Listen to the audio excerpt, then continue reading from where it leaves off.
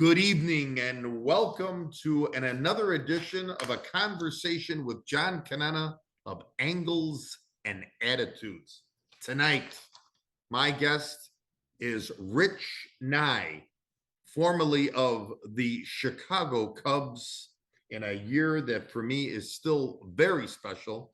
He pitched there from 1966 to 1969. We will probably dabble just a little bit about the St. Louis Cardinal Montreal thing. But Rich, welcome to the podcast this evening. And how are you doing, young man? Thank you, John. And I am doing just fine. Thank you. Yeah. I just going back and doing a little bit of research on you. Of course, I was born and raised in Chicago. So, of course, Cub fan to start. Are you born in Oakland, California? I am, yes. And I grew up in California. And I lived in the San Francisco Bay Area for 21 years before I was drafted by the Cubs. And when I moved out to Chicago prior to spring training, I guess it was the end of '66 when I joined the team. I've gone back and forth a few times, but I've always had a residence here. So that was it. I mean, once you made it to the majors, then of course, after the major league career, was Chicago the base for you? It was, yes. At about midway through my career, I met a young lady and we got married. Very nice. And in that period of time while we were married, we had two boys, and they have now provided me with 3 grandsons. Wow. I am no longer married to that first woman. I am married to a veterinary colleague and been with her for 37 years. Wow, fantastic. How do you get noticed, Rich? I mean, was your love always baseball growing up as a youngster? And then, of course, I know the Cubs drafted you from the University of California, Berkeley, correct? Right. Well, yes, I always had an older brother that wanted to be a catcher. And he was about going into high school. He was 11 or 12, whatever. And, I guess he was in high school. And it was just a matter of having someone to throw to him so he could practice his catching. And so I just loved it. I thought that was just great. And we would play one-on-one stuff with a stick and a tennis ball and a wiffle ball in the backyard, and I was always going in with my friends to ride the bike into the town of Walnut Creek to find a game on the weekend at the park. It became a passion to play baseball because I loved the game. Sure. There was no speculation at any time until I did get signed that I would have the opportunity to play in the major leagues or to play a professional career. So this baseball was from, you enjoyed baseball right from the beginning. Right? Oh, absolutely. Was pitching your thing, or did you want to be a first baseman or an outfielder? I loved pitching, but I wanted to play every game. So when I wasn't pitching, I'd play first base or the outfield because I love to hit. Sure. Okay.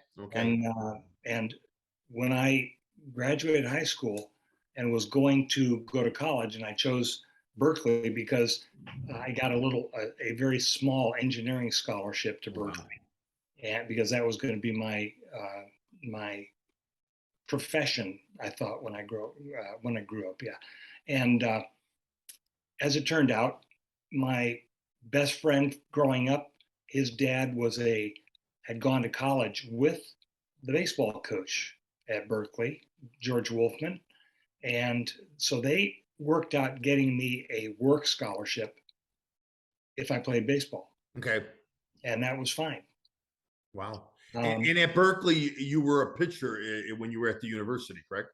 I was a pitcher at the university, and my senior year, I was hitting so well that I was playing left field when I wasn't pitching. Oh, wow. Batting third in the lineup, something like that. Just to back it up a bit, but in high school, you also pitched and played different positions? Yes, I played outfield and I pitched. Oh, wow. Wow. I didn't play my senior year because during the basketball season, I was fooling around trying to dunk a volleyball. And in that jump up Oh, into the air to dunk it, I sheared a bone growth plate in my knee. And, oh, geez. you know, it was one of those things, but it happened Right. around Christmas time. So it kind of um, got in the way of playing baseball that senior year, which was going to be my way of opening the door for scholarships. I could get in academically just about anywhere because I was second in Sure. my graduating class, but you know, no one had seen me play. So they couldn't just offer me a scholarship without seeing me play.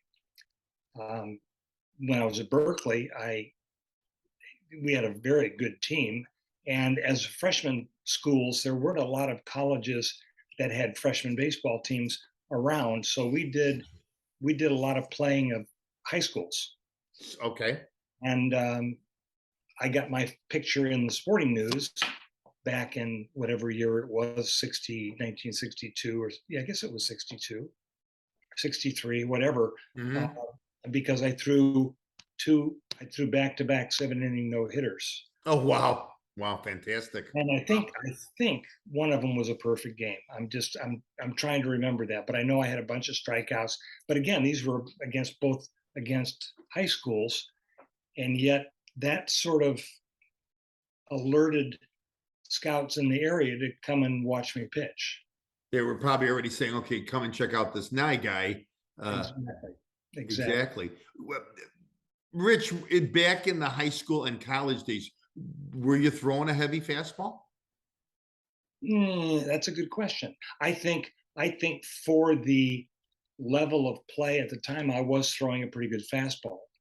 Right. Uh, but you know, it was not a professional fastball or a big league fastball. It was pretty straight. Played four seams, and I'm more concerned about throwing strikes. Um, but I experimented with all kinds of pitches. I Sure. was throwing knuckleballs.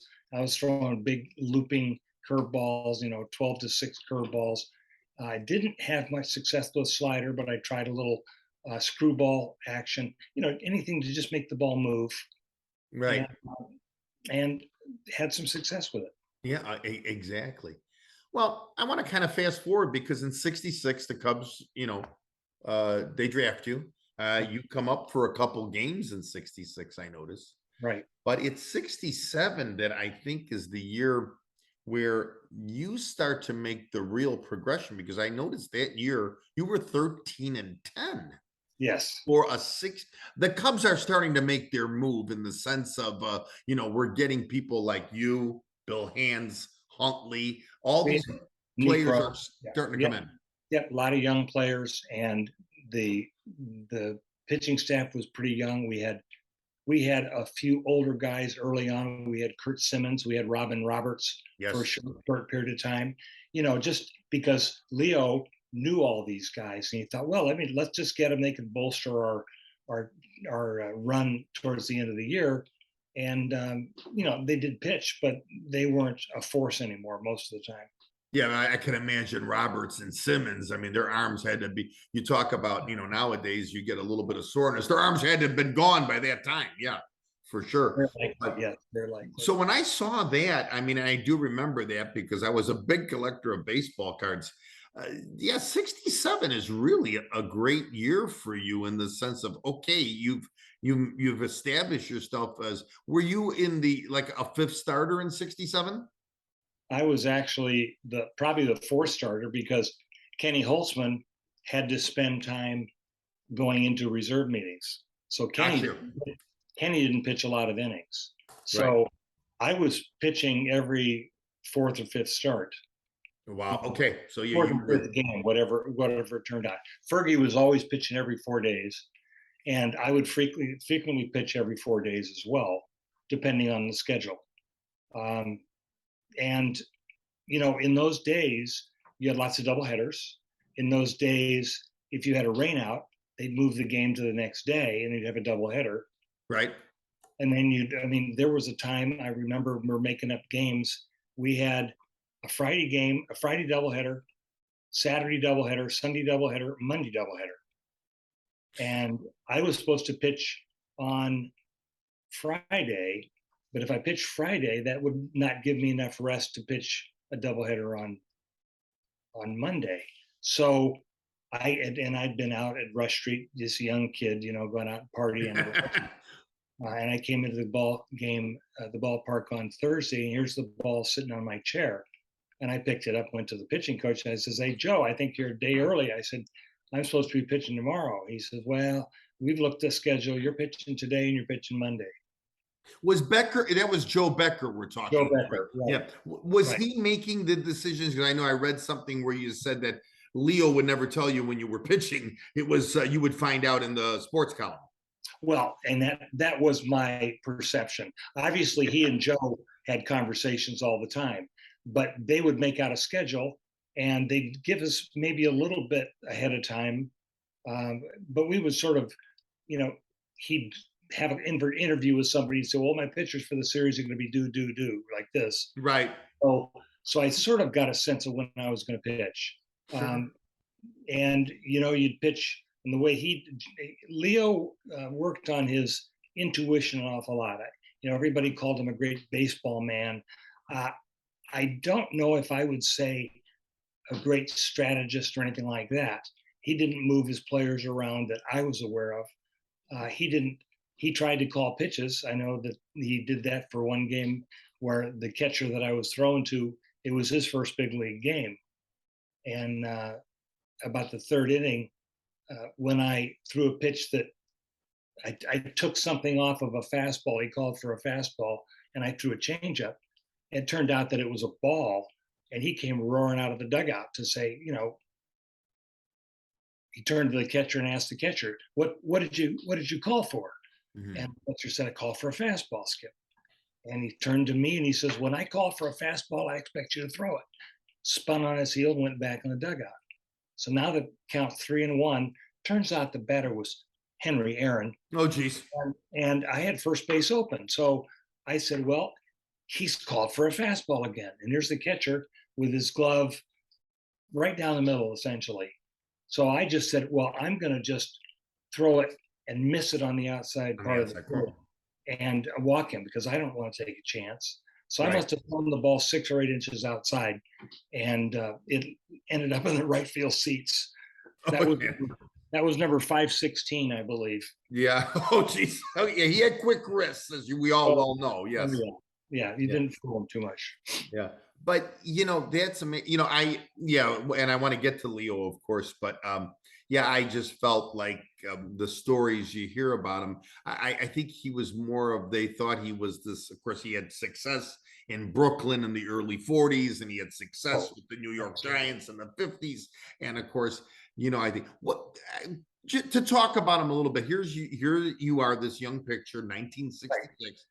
Was he intimidating, meaning that, okay, this is Leo Durocher, who, managed the Brooklyn Dodgers, managed the New York Giants, was out of baseball for whatever he did for a long time, but were you intimidated as that rookie coming into Chicago? I don't think I felt intimidation at all because I don't know that I knew him. I surely didn't know him as a player. I knew him that he'd been a manager or a coach, and I knew he had a hot temper. Yeah. And after reading his book, it is really interesting. Maybe you didn't know, maybe you do know this, maybe you didn't know this, but he was one of the best shortstop in the major leagues. Yeah, with St. Louis. Absolutely. Yes. He was part of the Gas House gang, and he had more double play. He turned more double plays. He was just a slick infielder, and not a great hitter. But he learned the game because he felt he wasn't a big man, and he wasn't of the highest talent. So he wasn't always playing all the time in the early days. And when he was not playing, he was studying the game. So he did have an intuition about it, but mostly it was a gut feeling. I'm going to get so and so up because I think he's going to be able to get this next batter out, as opposed to this one has had great success against this guy in the past. In other words, looking at the history, looking at the records. That's what Gene Mauch did at that time, which was way ahead of anybody that was managing at that time. Right. He had books and he had drawings and he studied each one of these things, and he would have his infielders and outfielders moving around. I wasn't aware of it, but they were all checking on him with every batter, and he's moving them around. And So ahead of his time, like we see now with shifts and everything totally, else. Right. totally, Right. totally. Yeah. I remember talking once or hearing from, I have the book, guy that you might have played with, or he came a year later in Chicago, Johnny Callison. And when Mauch managed the Phillies, he said that Mauch really was a really true baseball mind in the sense of what you're saying. And but, you know, as you guys made that progression, and I know I saw that even in 68, you pitched a lot of games. I mean, you were averaging as a Cub there, besides the 66 season, which was your start, you were averaging anywhere from 35 to, 30 games a year in that. Absolutely. In that stint of the thing. I'd like to talk a little bit now about 69. Were you surprised that you didn't get into more games? Because I think really at the start of the season, and tell me if I'm wrong, we had Jenkins, we had Hands, we had Holtzman, and I really felt like he would have done the two lefty thing, you and Holtzman, and then of course Hands and Jenkins. But I felt that he went with Dick Selma a little more that year. That's an interesting story because Dick wasn't with us when we broke camp. No. So when we broke camp, there was a five-man starting rotation. You said Jenkins, Hands, and Holtzman.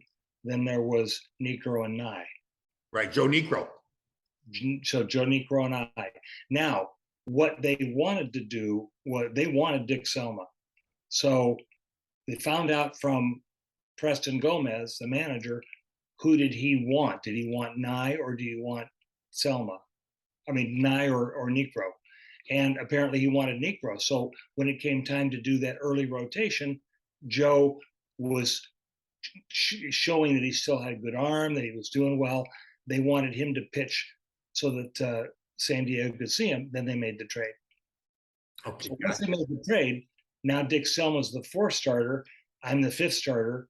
And, when you're a fifth starter, but you have four guys that are pitching complete games, you don't fit, you aren't needed. Right. And so, which for a period of time, I was then middle relief and rarely short relief because they had Phil Regan. They had Hank Aguirre, I think, was still there. The lefty. Yeah. So, I was sort of still that starting pitcher that didn't have much experience coming in short relief. Sure. And I would fill in if a starter got off to a bad start, then, that middle reliever would come in and he would just pick up the slack and fill up the innings with no sense that he was going to win or lose. Sure. That was a tremendous staff, though. I mean, including you, Jenkins, Hands. You had a veteran guy there, Don Notabart. You had, of course, Hank Aguirre, Teddy Abernathy. Absolutely, Abernathy, right. Yeah, and late in that season, Rich, you guys pick up a guy named Ken Johnson to try to, maybe hold down that bullpen. But like you said, I think back in those days, Leo had a cell phone to Phil Regan because every time you turned around, there was a pivotal game there in 69 late in the season where the Pirates, Willie Starger, hit a mammoth homer off of Regan, and everybody wondered why wouldn't he bring in Nye or Aguirre? Exactly. And sort of that was sort of this feeling that we were not part of that team because we spent a lot of time sitting on the bench watching games, knowing that we could have come in. But now we're sitting for 2 weeks not getting in a ball game. Am I going to be as sharp? Am I going to be have great stuff? Or am I going to go out there with a mental attitude like I've got to really show him something today because, I've not been playing well. And this is what would happen. You'd go out and you'd have a good outing, and then you'd pitch every day for a week or 2 weeks. He'd warm you up, he'd have you warming up, and you'd be in the games constantly. Then you'd have a bad outing, you'd sit on the bench for 2 weeks. So Gotcha. it wasn't, he didn't have that rhythm that I believe was necessary for a team of 25 players to gel and win a championship. You just can't do it with 15 or 16 players. No, no. And And I felt, especially playing day baseball in Wrigley Field, oh, which, oh, absolutely. yeah, And guys that were playing regularly were getting tired, and they were a step late getting to a ground ball, for example. They were a step late getting from home to first, or getting from first to third. It was just like, uh, we were losing a lot of energy. And if he had utilized the 25 players, sure. would have made a difference, I think. Would have given the pitchers a rest. Regan never got a rest. Regan No, threw 275 innings in the bullpen before he got in the ball game. I mean, just warm up innings. He sure. was warming up that many times. And that's Oh, taking its toll on him for sure. oh, absolutely. Yeah. Absolutely. I have to ask you, and I don't know this even to this day, Rich. Like, if you guys, would you pitch sometimes like batting practice to the everyday lineup? Just like, would you pitch to a Banks, a Sano, or I mean, like if you had a chance to on your days off when you guys would practice, would you pitch to your team? It was never even suggested that would be that. The guys that threw batting practice were the regular batting practice pitchers, and seriously, you know, they're throwing batting practice, and all they're doing is just laying the ball in there, and the guys are Lobbing making. it in there. Well, essentially, I mean, they could throw it with a little velocity, but even the pitchers took batting practice, and we were hitting balls out. Right, exactly. Wrigley Exactly. Field. That was fun. We had these games going. It was great. But no, it wasn't like, lefties.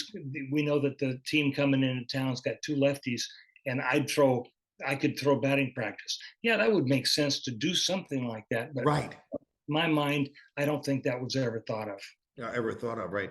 I got to ask you, okay, so when you're on this team, like from 66 to 69 that season, Yeah. was like guys like, let's talk about like a Phil Regan or an Gary who had been around forever, a Ted Abernathy. Were they helpful to a Rich Nye and a Holtzman and the younger pitcher? Were they helpful guys? Very positive attitudes. Yeah. Especially with the young guy like myself, just out of college. Holtzman, although he had a year of experience ahead of me, he's basically just out of college. Necro was just out of college. We had a few other guys, Bill Stoneman, Frank Yes. Reberger, and these are all young guys that were making up the back part of the staff essentially. And yeah, they would help you in a mental state. You'd be talking about, geez, you get in that situation. What are you looking to throw? What's your best way to get out of that situation? And they would give you suggestions. I don't recall ever having that kind of a conference with my pitching coach, with Leo. It just didn't happen. Right. And I don't, I think nowadays there's a lot more emphasis on going over the hitters kind of thing. Sure. And it's it is interesting. Um, I remember Kurt Simmons pitched against Pittsburgh, and this would have been in '67, I think. And he's pitching against Roberto Clemente. He got Roberto Clemente hit 3 ground balls in the game, got outs. Wow. And so now he goes to the clubhouse meeting, and Leo says, hey, he says, Kurt, says, what were you doing to Clemente? You got him out. He says, I just was throwing him nothing fastballs right down the middle. Nothing fastball right down the middle. Just straight down the middle. Like a batting practice pitch. And years later, I'm on Montreal team, and I got to start against Pittsburgh, right? Clemente's in the lineup. And so that little words of wisdom popped into my head. Sure. Well, it's Clemente. I've never faced him before, but let's just see what I get. I got a 3-2 pitch on him, and I threw him a changeup right down the middle, swing and a miss. Wow. Whoa, that's cool. That's really great. So second time up, I got 2 strikes on him, got ahead of him again. I threw him another changeup, and he swung and missed. Wow. So I said, well, that's how you got to get some strikes on him somehow. Have him foul him off. And then throw that changeup right down the middle. So third time up, it's about the seventh or eighth inning, whatever, and I faced Clemente again. Now I'm thinking, gotten him out twice before, I've got to somehow get it set up so I can throw my pitch again, because I can't throw it early. I don't want to give it away. Give it away. Right. So I throw him a high inside fastball with 1 ball, 1 strike, something like that, in the attempt to keep him off the plate so that I could go for the outside corner to get a strike. And this ball was, I think it was a foot inside, up at his shoulders. He hit it off the top of the wall in Forbes Field. Oh my God. And that place was mammoth. It was. And he hit it, it didn't go out. It hit the top of the wall and came back in for a triple. And I'm just thinking to myself, whoa, jeez. That's why he's a star. Yeah, exactly. Oh my God, but just great insight that you brought up, about, that situation. Here's a great hitter. You brought up the thing about Aaron and everything else. To go back to 69, do you feel you could have played more? And do you feel, I think, just in talking to you in these in this interview, you probably could have made a little bit of a difference if he would have went to you, don't you think? I mean, if we would have had a second lefty in that arsenal. And I will agree with you there. And what I would say is, I'm not saying that I would have been really successful, but I could have spelled some of the starters who were going on shorter rest than they needed. And I could have been a fifth starter. I have no doubt in my mind about it. I did fill that role a while, but you go out, you do it for 2 or 3 starts, and then all of a sudden you're sitting on the bench again waiting for that next start. Sure. And the games are going in such a manner that you're sitting for 2 weeks, not throwing in a game. The difference between that sharpness that you get by pitching against a batter, not just throwing to the catcher in the bullpen, but throwing against a batter, having a strategy, moving the ball around, having a catcher that is moving the target around, and you having the confidence to hit that target, it makes all the difference if you're doing it on a regular basis. Sure, exactly. No, without question. Right. Was he complimentary if you had a good game, or did he let you have it when you really had the bad game?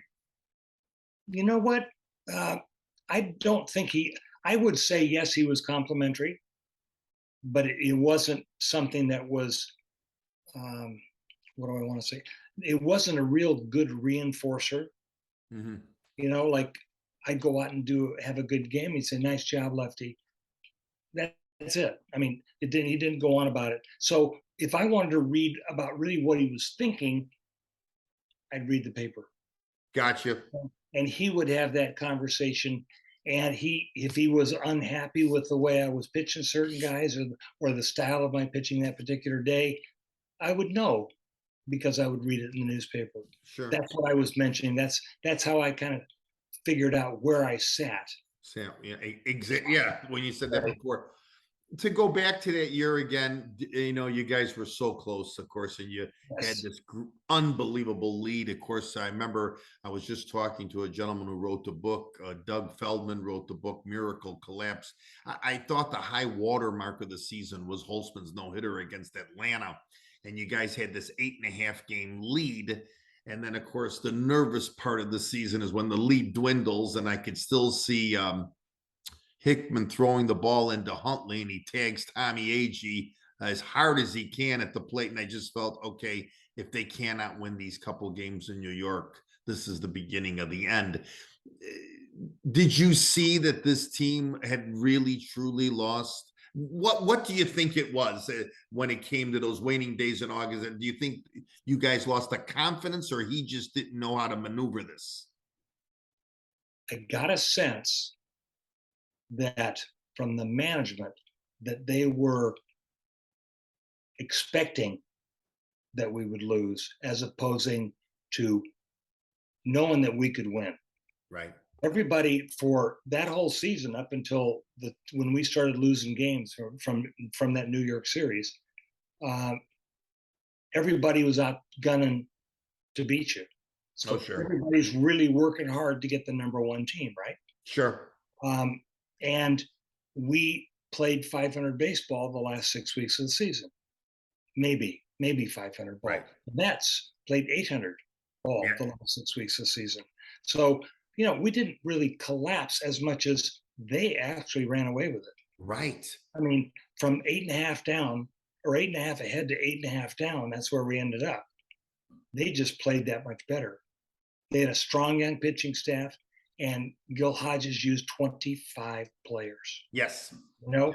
Everybody got a chance to get in the ball game. So there was always that confidence when they put someone into pinch hit, they put someone into pitch, that they're going to do their part because they're all sharp, they're all ready to go. Rich, you bring up a good point, and I have to tell you, I know I'm going to show you a little bit of the obsession of me, John. Here's the book by George Castle that I have, sure. the 69 book. And then, of course, I just did the author Doug Feldman, which is Miracle Collapse. There's our Black Cat in New York. There it is. Yep. And then, of course, Rick Talley's book, Yeah. the 69 Cubs, a team that should have been. And, of course, the last one of that year is Durocher's Cubs. So I've read them all. And you know what? You bring up the best point, and I think it's always in this book. You guys did play 500 baseball at the end. Right. The Mets wound up playing 800. But in the beginning, you guys were playing 800. Oh, without a doubt. Yeah. But when you go out if you go out to pitch, you don't say, well, geez, I might have a good game today. I might, you're in the bullpen and you're throwing, and you go, geez, I don't have anything today. My fastball's not moving. My curveball's really slow. And you go out to the mound and you pitch well because they hit everything at the infielders. You get double play balls, you get pop. And then you're sitting in the bullpen on that, the next start, and I've got rested. I really feel strong. I'm really shooting. Look at that ball move, feeling really confident. Feeling it, yeah. And you walk out on the mound and you give up 3 runs in the first inning. Right. So, I mean, it's a game that is, you can't predict that because he's like Fergie. Only one thing about Fergie when he was pitching a game. It'll be a complete game. Right. If we don't score any runs, and that was how I started off 68, I started off 0-4, and I was 0-4, and I don't think they scored any runs in those innings that I was in there, 4, 5, 6 innings. Right. They just weren't scoring any runs. They weren't hitting. And so I would come out of the game. I'd give up a run or 2 runs or 3 runs or whatever. And I would go out losing right off the start. They weren't scoring. And that's how 68 was for me. It was like coming back from behind. And actually, and you pitched well in 60. I know your record was under 500 that year, but you were like the hard luck pitcher. There was another pitcher here in Chicago in the late 70s. I don't know if you remember him. He pitched so good. I think he was on both sides of town. Dennis Lamp. Oh, of course. I know Dennis. And Dennis pitched great. And then he would, they'd have to pull him, but he's down 2-1. The guy pitched his heart out. And you're like, wow, they can never get a hit for Lamp. I said, or they had 3 men on and there's a triple play or a double play. And you're like, how does this happen? Yeah, exactly. Were you sad? I mean, of course, we're all sad to see what happened in 69, but how do you, the part I don't know, how are you gone from the Chicago Cubs in 69? Well, Preston Gomez, not Preston Gomez. Is that what I mean? No, I don't. I have no idea. Did you go to the Cardinals first? I go to the Cardinals, right? And I don't really know what that motivation was. Yeah, they could. Everybody wanted a left-handed pitcher. That's fine. My record against St. Louis was 1-8. Okay. I pitched well. I hadn't been blasted out of games. I'd given up. I would leave behind, and they would score. When I was my first start in the big leagues was against St. Louis. Were you facing Gibson all 9 times? I did face Gibson a couple of times. I do remember. Yeah. And that's the other thing. I was pitching against all the top pitchers. Oh my God, I can imagine. Works out. But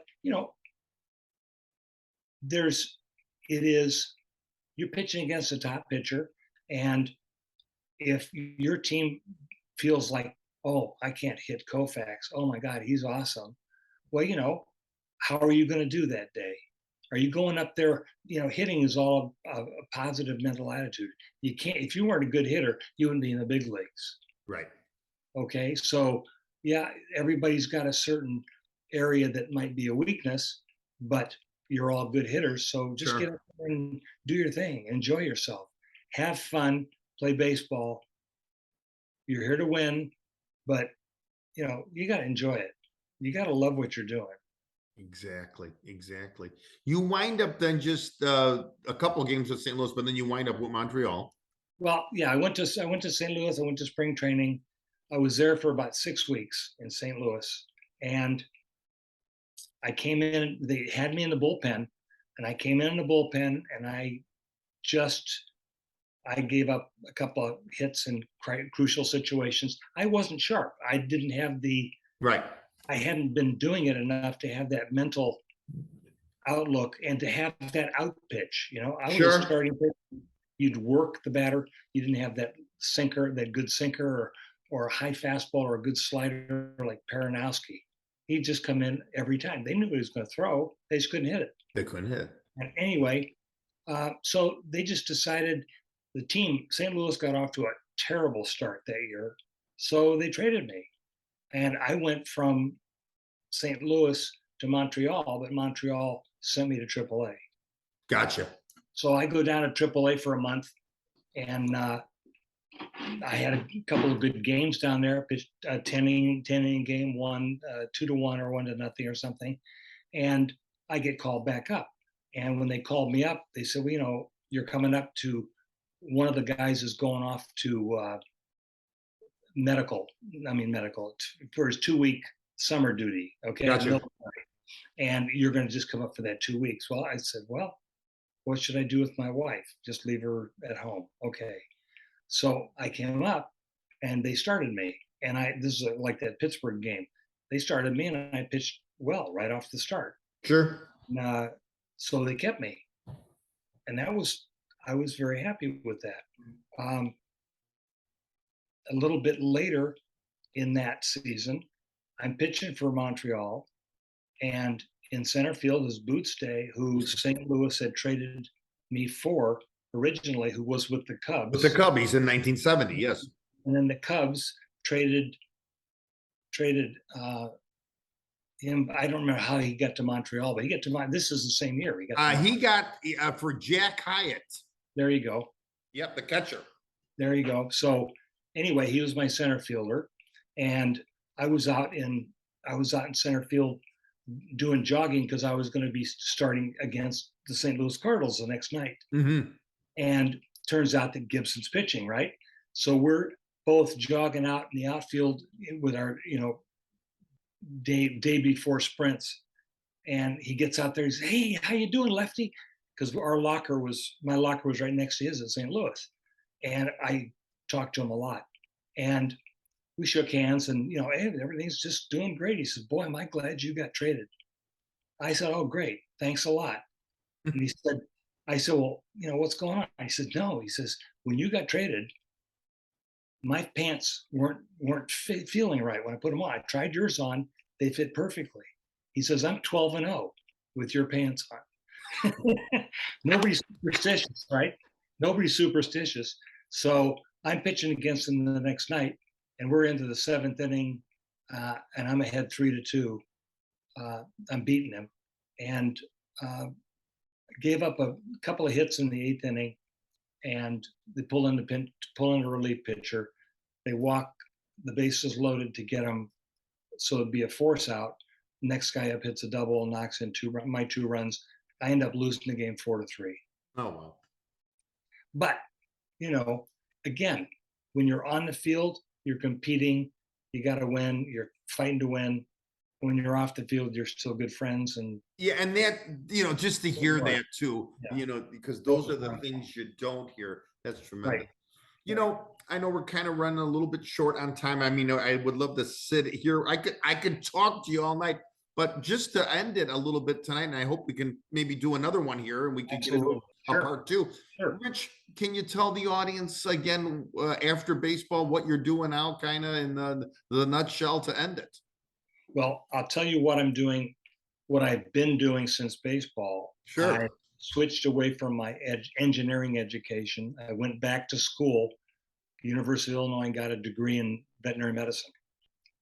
I came out and I've been practicing since 1976. Wow. I've been practicing veterinary medicine, and we always say practice because you never see all the cases, you can't solve all of them. Right.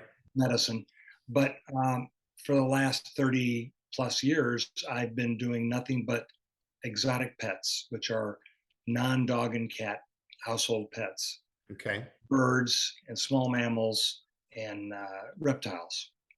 Wow. And I've cut back on that commitment to my profession. I only work maybe 1 to 2 days a week doing that, and then the rest of the time I'm turning wood. Okay. Wow. And you've like you said at the beginning of tonight, you've been back in Chicago ever since. I mean, in Illinois ever Yeah. since. Right. And Yes. again, I had heard this for years. Rich Nye lives in Illinois. Rich Nye lives in Illinois. And I said, I'm going to find out if Rich Nye lives in Illinois because I always wanted to have a conversation with you.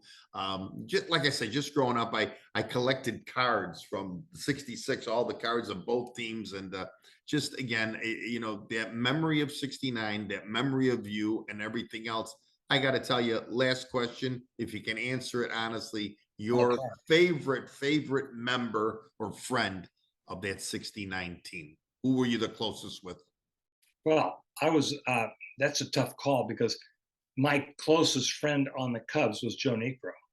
Oh, wow. And he got traded to San Diego. So he got traded to San Diego. And Frank Rieberger was with us, and he was a good friend. Bill Stoneman was a good friend. These are Went to all Montreal. Mhm. college age guys that I could communicate with, and um, you know, I got along with everybody. I didn't have any difficulty getting along with guys at all.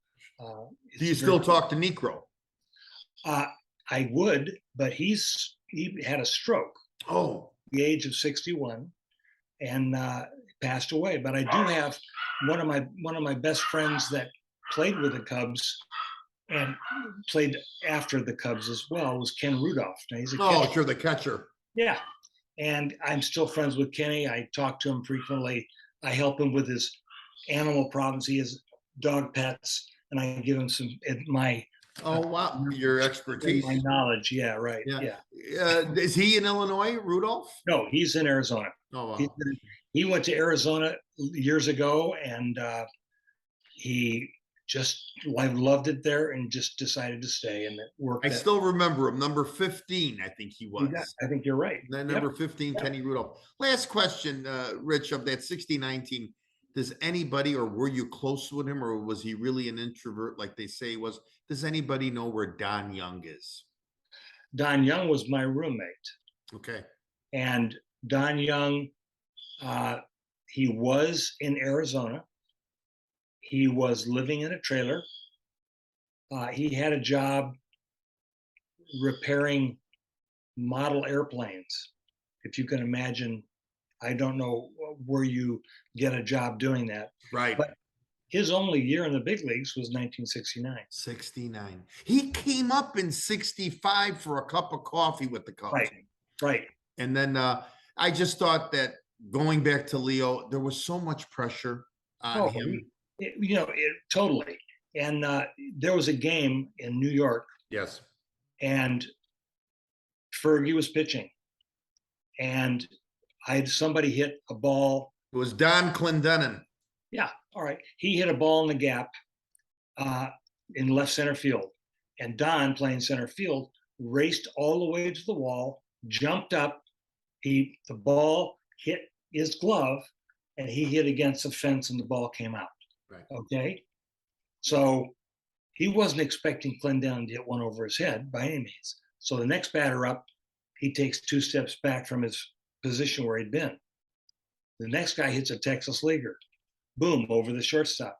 So Don comes running and dives. The ball hits in his glove and bounce out, right?